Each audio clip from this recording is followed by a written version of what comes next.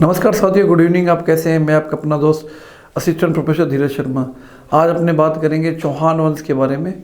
और चौहान वंश के वैसे अपने ने कई वीडियो बना लिए हैं। चौहान वंश राजस्थान के इतिहास और भारत के इतिहास में भी एक महत्वपूर्ण स्थान रखता है। तो अपने चौहान वंश के जो महत्वपूर्ण बिंदु है अर्णोराज, ठीक है, और उनके पृथ्वीराज द्वितीय की मृत्यु होने के पश्चात किस प्रकार पृथ्वीराज तृतीय जिन्हें रायपतोरा कहा जाता है, किस प्रकार उनका उदय हुआ, उसके बारे में अपनी बात करेंगे। ये महत्वपूर्ण बिंदु और हमने पॉइंट टू पॉइंट इसे कवर किया है। उम्मीद करता हूँ कि आपको वीडियो पसंद आएगा। आपसे लाइक और अधिक से अधिक लाइक और शेयर व कमेंट करेंगे, जिससे हमारा जोश बना रहे और हम आपके लिए निरंतर निःशुल्क कार्य करते रहें।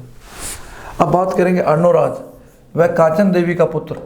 अर्णोराज व काचन देवी का पुत्र सोमेश्वर पृथ्वीराज द्वितीय की निसंतान मृत्यु होने पर शासक बना। ठीक है, सोमेश्वर चौहान शासक बनने से पूर्व गुजरात के जयसोम व कुमारपाल का दरबारी था।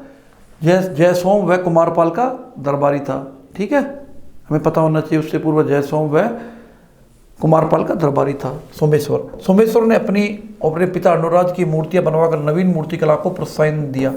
सोमेश्वर ने अपने पिता की मूर्ति बनवाकर नवीन मूर्ति कला को प्रोत्साहन दिया।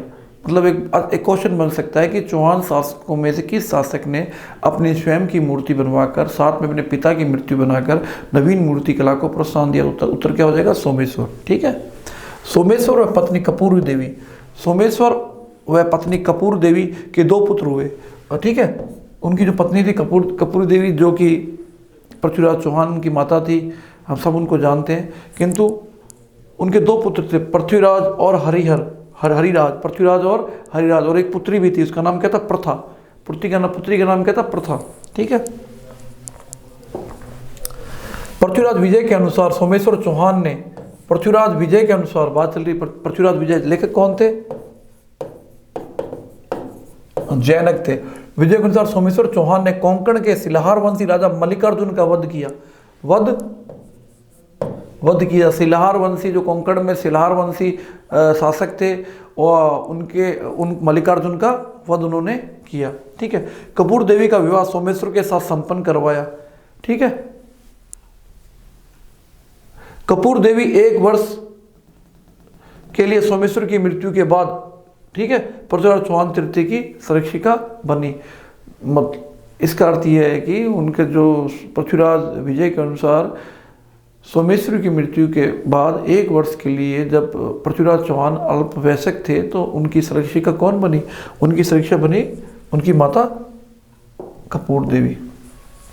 पृथ्वीराज चौहान तृतीय को इतिहास में राय पिथौरा के नाम से भी जाना जाता है। बहुत इंपॉर्टेंट है राय पिथौरा। 11 वर्ष की उम्र में शासक बने। 11 वर्ष की उम्र में पृथ्वीराज चौहान क्या हुए? शासक बने। 1170 ईस्वी में पृथ्वीराज चौहान तृतीय का राज्याभिषेक अजमेर में हुआ। यदि प्रश्न बन जाए कि कितने वर्ष में शासक बने? 11 वर्ष में। 1170 ईस्वी में उनका राज्याभिषेक हुआ। ठीक है, और कहाँ हुआ? अजमेर में हुआ। जब पृथ्वीराज अल्पवयस्क था तो शासन की देखभाल किसने की? कदम्बास ने की। ठीक है, और गौरी के आक्रमण के समय चालुक्यों को सहायता देने के विरुद्ध पृथ्वीराज विजय तृतीय को परामर्श देने वाला मंत्री कौन था? गौरी के आक्रमण के समय उन्होंने कदम्बास जी ने कहा कि आपको चालुक्यों की सहायता नहीं करनी है। इसके कारण भी थे। उन्होंने बोला कि चालुक्यों के साथ निरंतर आपकी शत्रुता चलती रहती है, निरंतर हम लोगों ने, चौहानों ने युद्ध किए, तो उन्होंने गौरी के विरुद्ध चालुक्यों की सहायता देने से कदम्बास ने पृथ्वीराज तृतीय, जिसको राय पिथौरा भी कहते हैं, रोका।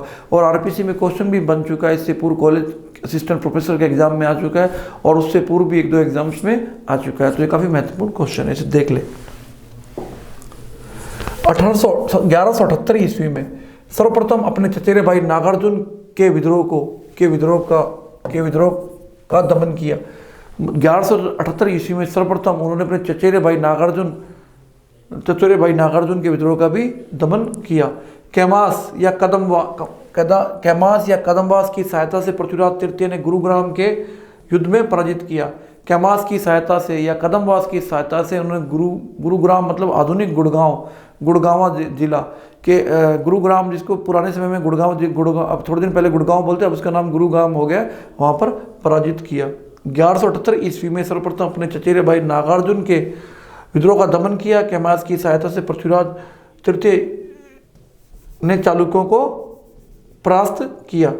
1178 ईस्वी में पृथ्वीराज तृतीय ने शासक सत्ता अपने हाथों में ले ली। मतलब 1178 ईस्वी में शासक बने, 1178 ईस्वी में शासन की 1 वर्ष तक उनका जो शासन का संचालन था उनकी माता के हाथ में रहा। 1178 के पश्चात उन्होंने शासन की संपूर्ण व्यवस्था थी वो अपने हाथों में ले ली। 1182 बड़ी इंपॉर्टेंट बात है, 1182 ईस्वी में सतलज प्रदेश से आने वाली बंडानक या बदानक जाति जो अलवर और भरतपुर और मथुरा के क्षेत्र में अपना प्रभाव जमा रखा था उसको पराजित किया। इंपॉर्टेंट है कि बदानकों का प्रभाव क्षेत्र किन किन क्षेत्रों में था, अलवर, भरतपुर और मथुरा के आसपास के क्षेत्र में, उनको 1182 में उन्होंने पराजित किया।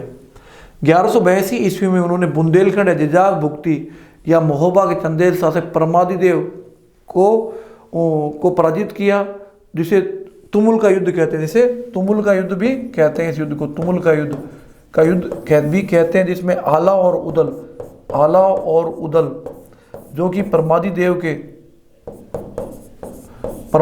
के सेनापति थे को पराजित किया। आला और उदल इस युद्ध में मारे गए। ठीक है। महोबा विजय के बाद पृथ्वीराज ने अपने विश्वसनीय अधिकारी व सामंत पुंजन राय को कहाँ नियुक्त किया? पुंजन राय को उन्होंने कहाँ नियुक्त किया साथियों? पुंजन राय को उन्होंने महोबा का अधिकारी नियुक्त किया।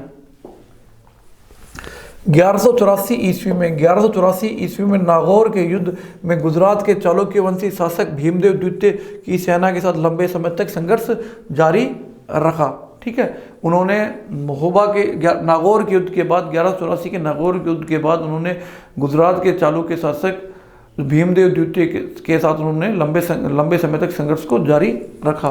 पृथ्वीराज चौहान तृतीय ने टोंक जिले में बीसलपुर बांध के किनारे महादेव का मंदिर बनवाया। बीसलपुर बांध के किनारे उन्होंने महादेव का मंदिर भी बनवाया। पृथ्वीराज चौहान तृतीय ने दिल्ली में बीसलपुर बांध के किनारे महादेव का मंदिर बनवाया। ये टोंक, ये गलती से हो गया है टोंक। ठीक है। पृथ्वीराज चौहान तृतीय ने दिल्ली में लालकोट शहर में राय पिथौरागढ़ का निर्माण कराया। ठीक है। लालकोट शहर में राय पिथौरा का निर्माण कराया। राय पिथौरा का इसी पर आगे चलकर कुतुब मीनार का भी निर्माण हुआ। पृथ्वीराज चौहान तृतीय ने विद्वानों को प्रोत्साहित करने के लिए अजमेर में कला साहित्य विभाग की स्थापना की। ध्यान देने योग्य बात है कि उन्होंने अजमेर में कला साहित्य को प्रोत्साहन देने के लिए कला साहित्य विभाग की स्थापना अजमेर में की। और इसके अध्यक्ष कौन थे? पद्मनाभ थे। जो कला साहित्य परिषद का निर्माण जो पृथ्वीराज चौहान तृतीय ने किया था, इसके अध्यक्ष भी पद्मनाभ थे। ठीक है। पृथ्वीराज चौहान ने किन किन विद्वानों को आश्रय दिया? अक्सर ये क्वेश्चंस एग्जाम में पूछे जाते हैं। किस किसको दिया? बागीश्वर को, देख लो, ध्यान दीजिए। बागीश्वर, विद्यापति गौड़, जनार्दन, विश्वरूप, पृथ्वी भट्ट, चंद्रबरदाई और जयानक, चंद्रबरदाई, पृथ्वी भट्ट, विश्वरूप, बागीश्वर, विद्यापति गौड़ और जनार्दन। कश्मीरी विद्वान जैनक ने पुष्कर झील के किनारे बैठकर पृथ्वीराज विजय नामक ग्रंथ की रचना की। पृथ्वीराज विजय की मुख्य बात क्या है कि इसमें तराइन के युद्धों की बात नहीं की गई है, यानी कि गौरी के आक्रमण के बारे में बात नहीं की गई है। जैनक बीसलदेव सोमेश्वर पृथ्वीराज चौहान तृतीय के दरबार में भी रहा। जैनक थे वह बीसलदेव, यानी कि बीसलदेव सोमेश्वर व पृथ्वीराज चौहान के तृतीय के दरबार में भी रहे। पृथ्वीराज चौहान तृतीय का प्रथम शिलालेख बेदला का शिलालेख था। यदि पूछ ले पृथ्वीराज चौहान का प्रथम शिलालेख कौन सा था, उत्तर क्या होगा साथियों? उत्तर एक झटके से होना चाहिए। उनका प्रथम शिलालेख बेदला का शिलालेख था। पृथ्वीराज चौहान तृतीय का अंतिम शिलालेख आवेल्दा का शिलालेख था। प्रथम शिलालेख कौन सा था? बेदला का तो उनका प्रथम शिलालेख था। और दूसरा कौन सा था? आवेल्दा का शिलालेख उनका अंतिम शिलालेख था। कन्नौज के गेड़वाल वंश के राजा जयचंद्र को हराया। ये सबको पता है, जयचंद्र को उन्होंने हराया था। और उसी विवाद स्वरूप उसी युद्ध के पराजित होने, अपमानित होने के पश्चात, उसी युद्ध से पूर्व उन्होंने संयोगिता, जो कि जयचंद्र की पुत्री थी, ऐसे इतिहास में उदाहरण भी मिलते हैं कि उनका संयोगिता के साथ प्रेम प्रकरण था, जिसका उल्लेख चंद्रबरदाई की पृथ्वीराज रासों में भी मिलता है। उसके अनुसार उन्होंने संयोगदा से गंधर्व विवाह भी किया था। गंधर्व विवाह मतलब क्या होता है? गंधर्व विवाह प्रेम विवाह, कोई गंधर्व विवाह भी कहते हैं। ठीक है। चंद्रप्रदायी को हिंदी ब्रज भाषा का प्रथम महाकवि भी माना जाता है। चंद्रप्रदायी को प्रथम हिंदी महाकवि या ब्रज भाषा का महाकवि भी माना जाता है। पृथ्वीराज रासो चंद्रप्रदायी द्वारा रचित महाकाव्य जिसका अंतिम भाग उनके पुत्र झल्लन ने लिखा। इसको लिखना तो प्रारंभ किया था चंद्रप्रदायी ने, किंतु उनकी मृत्यु हो गई थी। उसके पश्चात किसने पूरा किया उसको? उनके पुत्र झल्लन ने पूरा किया था। ठीक है। पृथ्वीराज रासो में 10,000 से अधिक छंद है। कितने से? 10,000 से अधिक छंद है। तत्कालीन 6 भाषाओं का प्रयोग किया गया। तत्कालीन 6 भाषाओं का प्रयोग किया गया है। भाषाओं का प्रयोग है। ठीक है। 59 अध्याय है, बहुत इंपॉर्टेंट है। कितने अध्याय है? 69 अध्याय है। 69 अध्याय है, 69 अध्याय है, 69 अध्याय है। पृथ्वीराज रासो के अनुसार चौहान और तुर्कों के मध्य 21 बार मुठभेड़ हुई। यदि प्रश्न बन जाए पृथ्वीराज चौहान व मोहम्मद गौरी के बारे में यदि प्रश्न बन जाए कि दोनों के बारे में, दोनों में कितनी बार मुठभेड़ हुई, तो उत्तर क्या होगा? 21 बार। उत्तर क्या होगा? 21 बार। ठीक है। चंद्रप्रदायी की बेटी का नाम राजसबाई था। क्या नाम था? राजबाई या राजसबाई, राजबाई था। पुत्र का नाम जलन था, जिन्होंने पृथ्वीराज रासो को पूर्ण किया। उम्मीद करता हूँ साथियों आपको आज का वीडियो पसंद आया होगा। हमने बिल्कुल बिंदुवार इसमें विषय वस्तु को कवर करने की पूरी कोशिश की है। बस आप तो जो भी साथी राजस्थान के विभिन्न कंपटीशनों की तैयारी कर रहे हैं, चाहे वह RS की तैयारी हो, चाहे वह असिस्टेंट प्रोफेसर बनने की तैयारी हो, सेट की तैयारी हो, CET की तैयारी हो, सब इंस्पेक्टर बनने की तैयारी हो, या और जो भी आपका जीवन में एम है, आप उसके प्रति समर्पित हो जाएं और लगातार मेहनत करते रहें। और मेहनत से आसानी से कुछ भी हासिल किया जा सकता है। मेहनत के द्वारा ही मैं एक साधारण सैनिक रह चुका हूँ, पूर्व में मेहनत के द्वारा ही मैंने ये मुकाम हासिल किया है। तो सिर्फ और सिर्फ एक ही चीज़ है, वो है आपकी मेहनत और आपकी लगन, जो आपके जीवन को बदल सकती है। किसी के कहने से या किसी के कुछ भी आपको कहने से कोई आप परिवर्तित नहीं कर सकते अपने में। आपको यदि जीवन में कुछ भी हासिल करना है तो आपको स्वयं ही अपनी लगन और मेहनत से, पूरी ईमानदारी से, पूरी जी जान से अपने एम को प्राप्त करने की ओर जुट जाना है। निसंदेह आप अपने सपन को साकार कर पाएंगे। तभी तो कहावत है ना, आज की मेहनत कल का आराम। तो आप मेहनत करते जाइए, निसंदेह आप कामयाब होंगे, ऐसा आपको आशीर्वाद है।